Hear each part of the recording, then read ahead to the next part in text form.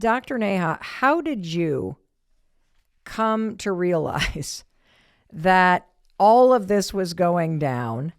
And you have a story at the age of 31 and practicing as a physician. Can you share that with us and how you connected the dots between illness, stress, overwhelm, anxiety, depression, and people pleasing?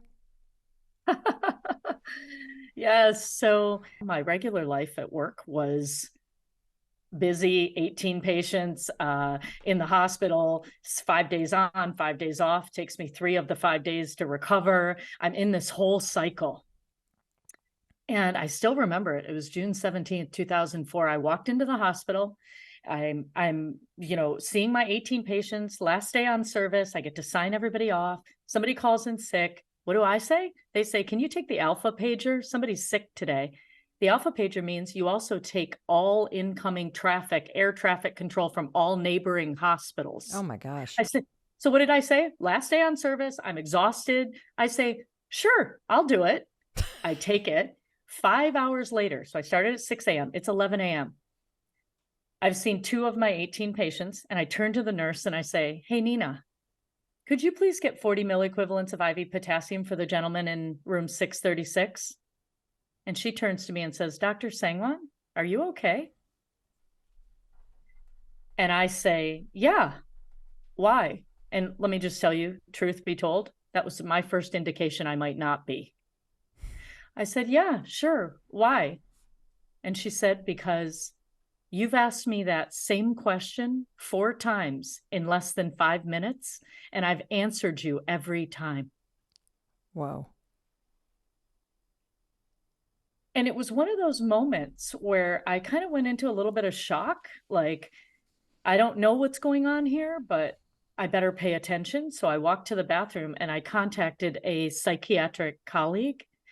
And I just said, "Hey, Roger, when can I do I just want to consult you. Something weird just happened." And he said, "Sure, stop by today at 5 o'clock." It was 11 in the morning. And I looked at my pale, weary face in the mirror and I said, "How about now?" And boy, that is code in doctor world for I am in trouble. And he took me in, and 1 hour later, he diagnosed me as a severe people pleaser. He told me that single-handedly I was trying to take care of the fact that the hospital environment was understaffed to make budget, that I was in an environment of bullying in the hospital, and that I was a real people pleaser that had started to manifest here in my work, that every time someone needed something, I was the one to volunteer. And what he told me that was really lovely is he said, "I really want to acknowledge how much you give." So he wasn't making me wrong or bad. He was trying to help me understand that there's what I now refer to as me, we world. What is that? That it's like so I'm an engineer, so I like to get to the root cause of problems, not just band-aid them. And in our world, I think a lot of times people get overwhelmed because they think about me now, or they zoom way out and they think about world and I can't do anything, right? And when I think about problems and how I solve them, or how do I get to the root of them, I realize that oftentimes it has something to do with me. It has something to do with we. It has something to do with world. So the environment of the hospital in general being understaffed contributed to my needing to take the pager, needing to do more with less all the time, even if there's no resources. So what I do, even in conflict, like if I'm any conflict, you can do it anywhere in your life. If you want to think about it as, what's my part in this? What's someone else's part in this? What's the environment? What's the role of the environment and the situation that we were in? So I call it me, we world, because it reminds me that I need to expand my perspective to understand what's happening. That is incredibly helpful. I also love that another medical doctor diagnosed you with people pleasing. He did. And yeah. And I love this framework. And I also love the fact that once he connected the dots, medically speaking, between this coping mechanism of Mhm. people pleasing and taking on everything around you Mhm. as a way to feel loved and needed and all this stuff. And I know tons of our listeners will resonate with this, regardless of whether you work or not. That you just Yeah. take it all on. You're the one in the family taking care of mom and dad. You're the one that's always doing this. You're the one that's a volunteer at the school. You're the one that's always saying yes. You're the one that's organizing everything. That this kind of stopping and going, okay, what's my part in this? What is my role to play in this? What is the role of the environment in this? Can you explain this in the context of you've got aging parents Yep. and siblings, Yep. and one person feels like it's all on them? You bet. So if I am, let's say, a child, my parents are aging, and I'm the one being like, why do I have to do everything? Well, I need to take a moment to say, when mom and dad aren't doing well, what's my first reaction? Is it I'll pay for it, I'll I'll be there, I'll go over. And let's say a sibling says, well, I can go over in an hour. And I say, well, that is not good enough. I need to go over this minute.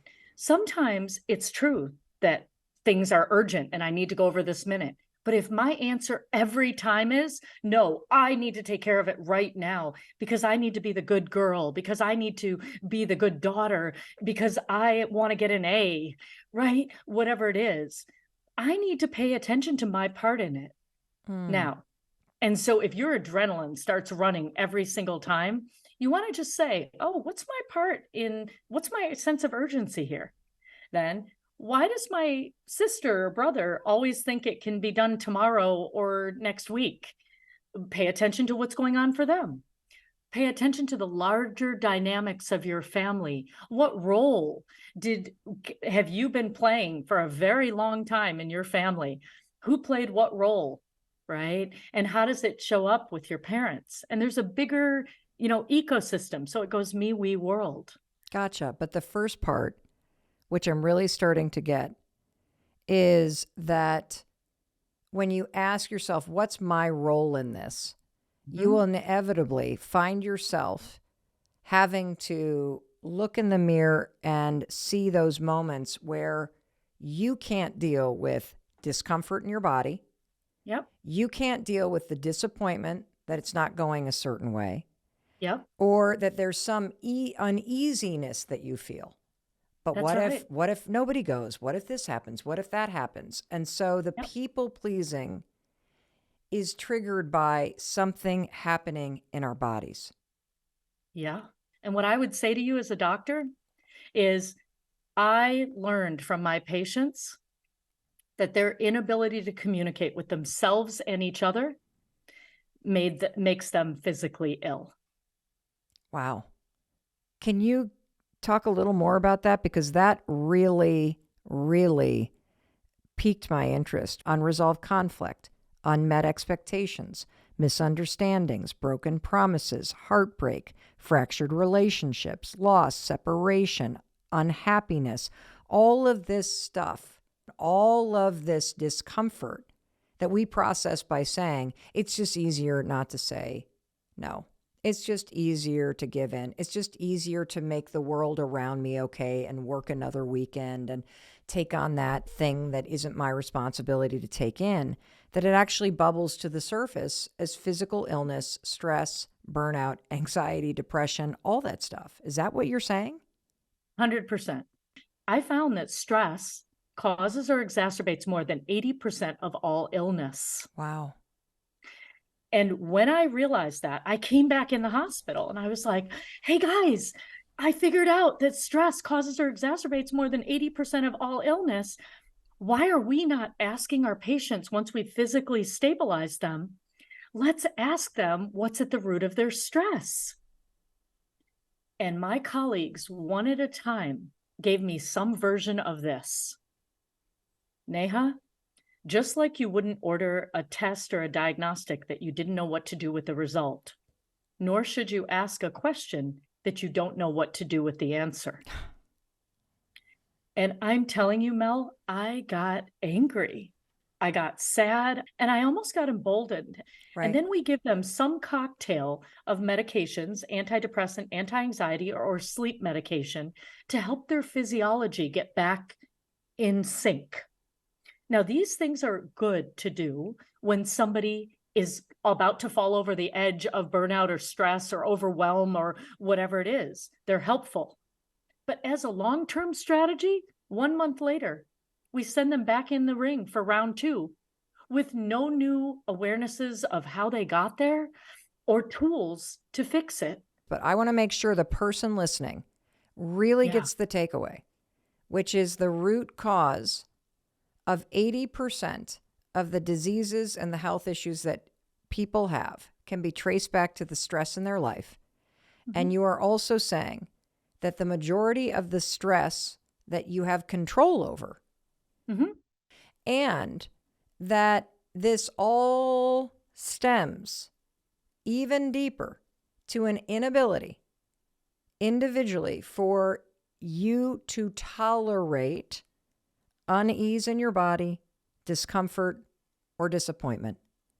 And that is what is triggering people's inability to effectively communicate with themselves or other people. That is what turns us into people pleasers. That is what turns us into yes people. That is what is contributing to you getting sick and unhealthy and feeling anxious and stressed, and that there is a solution. So tell us these 5 questions that you ask the people that you work with, Dr. Neha. The 5, I call it the awareness prescription. Okay. And so the night before their discharge, I would say to them, I'm getting ready to discharge you tomorrow, and I'd like to give you the opportunity to answer 5 questions. Question number 1, why this? Why a heart attack? Why not your liver or your left leg?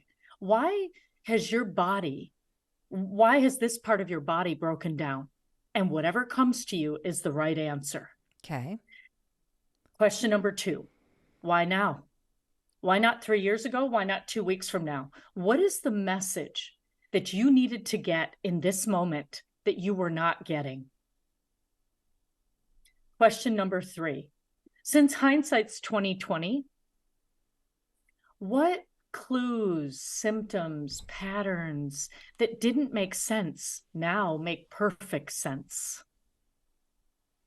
Question number 4, what else in your life needs to be healed?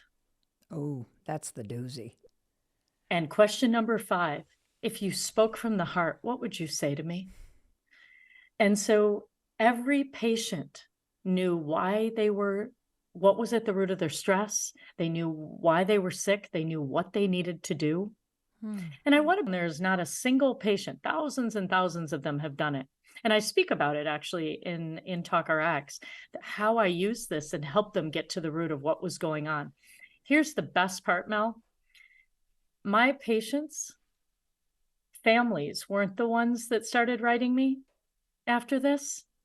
The patients themselves would show up in the hospital cafeteria, would write me letters themselves and say things like, hey, doc, you remember that lifelong migraine medication I was on? I only need half the dose. Hey, doc, it's the first time in 5 years I've slept through the night without back pain. Hey, doc, I only need, a third of my anxiety medication now. I think I'm making progress. And they had started to do their own work. What they wanted was that sacred exchange that we have an opportunity to have with one another, where I was willing to slow down and ask them the real questions, and they were willing and open to answer. Is everybody on the planet a people pleaser? What I would say to you as a doctor is people pleasing makes you physically ill. Dr. Neha Sangwan, a lot of people feel compelled for a variety of reasons to say yes, yes, yes, yes, yes. For probably almost 50 years, I was actively saying yes when I meant no,